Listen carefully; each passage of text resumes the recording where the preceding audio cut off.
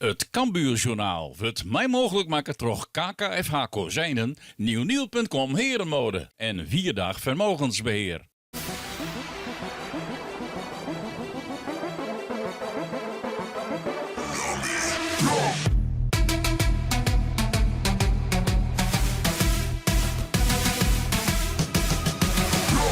Welkom bij het Cambuurjournaal. Geen optimale omstandigheden voor de Leeuwarden om haar en tat te rijden op de wedstrijd in ADO Den Haag. En dat wil het sindsje hier figuurlijk jongens kind in de club. Want 8-1 winnen van Top Os. Dat binnen cijfers die het jongen worden in het betellen voetbal. Ja, dat krijgt wel, ja. Maar die beantwoordt ik mooi rustig. Rustig. Hè? Dus, nee, mooi rustig bloed. Ja, daar is hij de Holland en net toch gek, maatje. Nee, maar hij kost me niet genoeg verlen. Dan die ik het net. Dus nou ik net. Wat betekent het voor de ploeg? Zo'n mooie uitslag. Ah, dat is wel goed. Dat is wel goed. Ik de manier van voetballen en ik ga nou weer een trainingsweek en nu krijg ik een training gewoon net normaal. Ja, is echt genieten. Genieten hoe we voetballen en hoe we dat doen. Ja, voor de jongens ik mooi, hè? Maar voor de trainers ik. Ik zit naar ding te zien en denk, jongens, wat pakken we dat snel op? Dus het gaat de goede kant op. Voor de wedstrijd in ADO Den Haag is Marco Ton nog een vraagteken. Hij trainde net mee omdat hij grieperig west had. Remco Balk is er wel weer bij. Hij is waarom van een schorsing. Hij zit weer in de basis. Dat gaat ten koste van Wiebe Kooistra. Balk is ontzettend belangrijk. Wiebe ik en Wiebe komt. Ik mij zien lichaam, dat die jongen went aan topvoetbal en dat gaat heel goed. Dus hij kan ik zo spelen. Maar Balk is gewoon belangrijk. Als naar de statistiek niks zo. Dus op een jonkje van Ajax is je 4 de hoogste boetespeler met je rendement. Dus ja, dan zoek ik wel gek waar als ik dat net doe. Yannick van Os, de keeper, hier het ornement je net zo drokt in Top Os bij die 8-1 oefening. Maar dat wordt je in ADO Den Haag misschien wel los. Maar al die toppers voorin, als Henk Veerman, Daryl van Michum en Jort van der Zanden. Van Os verneemt dat hij er wat beter in komt. Nadat hij in het begin toch wel wat opstartprobleempjes had.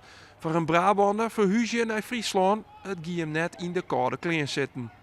Natuurlijk, ik ben nog niet top.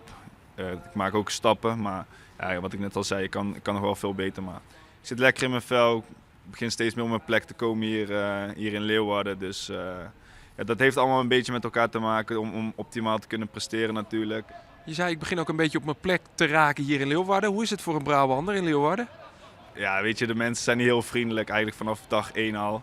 Alleen je bent toch wel wat verder dan van huis, vanuit het zuiden. Ook daarin begin ik steeds meer met draaien te vinden. En, dus dan merk ik ook dat ik me gewoon wat meer op mijn gemak voel hier in de stad, hier op de club. En, ik moet zeggen, ik had dat van tevoren niet zo verwacht dat ik daar misschien iets meer aanpassingsproblemen nodig zou hebben of zo. Maar nee, ja, toch wel een beetje, denk ik, ja. Ja, het is toch wel iets anders. Van het zuiden naar het noorden. En vooral denk ik omdat je inderdaad verder zit van vrienden, familie. Want je hebt de afgelopen jaren eigenlijk voornamelijk in het zuiden gespeeld. Ja, ik heb altijd in het zuiden gespeeld. Dus, maar wat ik net al zei, ik had echt niet het gevoel dat ik een type was die daar gevoelig voor zou zijn. Maar toch misschien wel een beetje.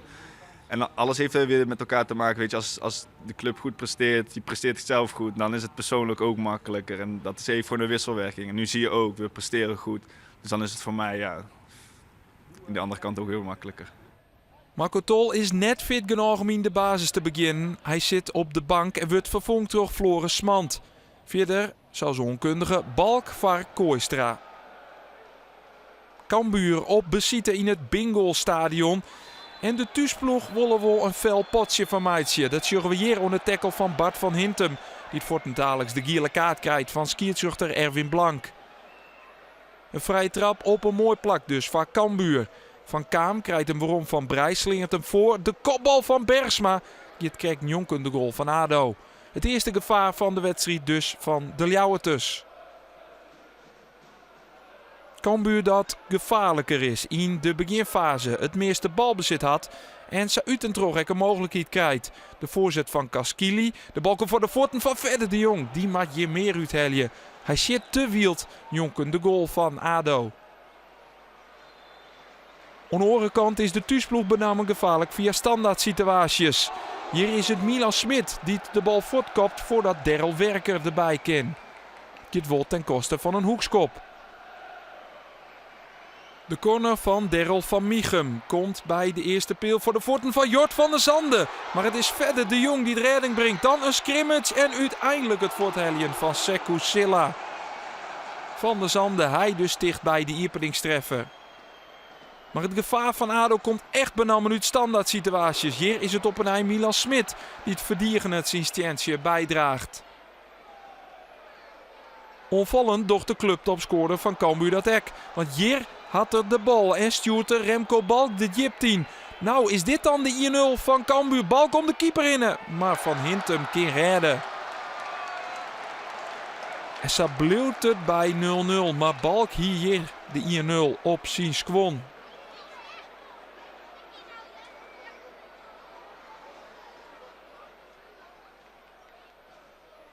Aan de andere kant dan ADO weer. Van Sels, maar een heel soort routine in de ploeg. Onder oren van Mieghem, Van der Zande en Disse Henk Veerman.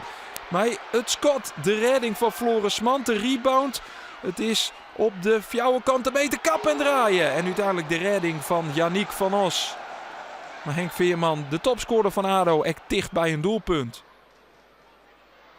Dan op slag van rechts, Daniel van Kaam met de versnelling voorbij om Van der Zande. Een geweldige stekbal, verder de Jong, is dit hem dan? Ja, dit is hem. 1-0 van Cambuur. En wat een prachtig doelpunt van Verder de Jong.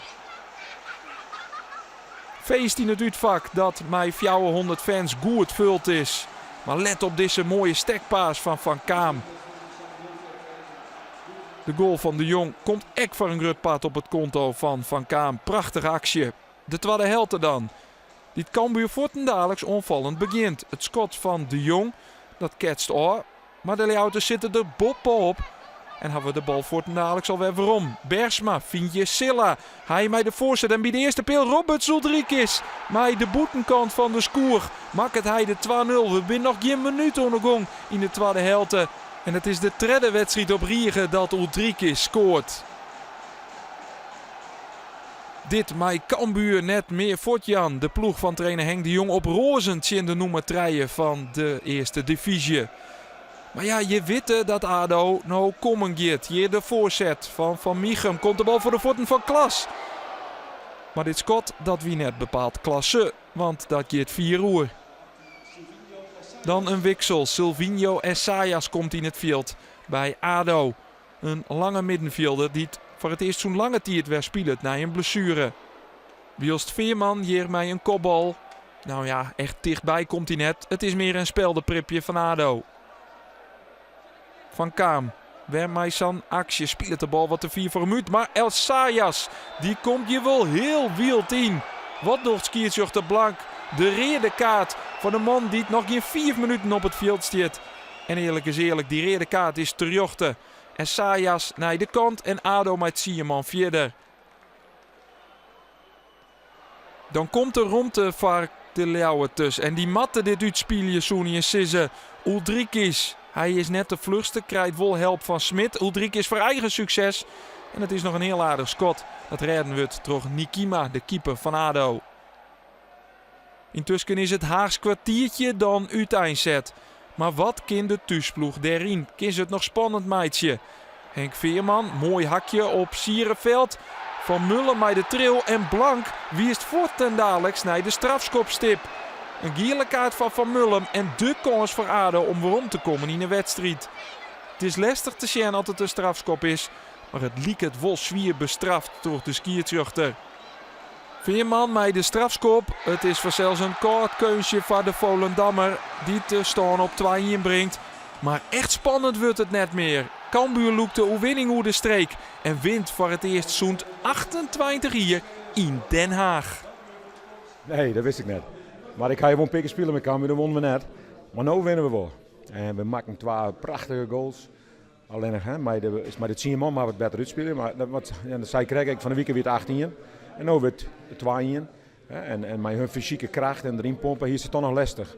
Maar op het moment dat we voetballen, wie krijg ik mijn verslaggever door, die zei ja, dat was de eerste helft niet zoveel aan. Maar ik zei, ik vond het hartstikke goed. Ik zei, hoe wij voetballen, ja, dan krijgen ze geen druk op. En de goal die we maken is werelds. Nou ja, het opportunisme van hun, dat redt hun vaak. Maar nou net. Was dat een perfect moment om de 2-0 te maken?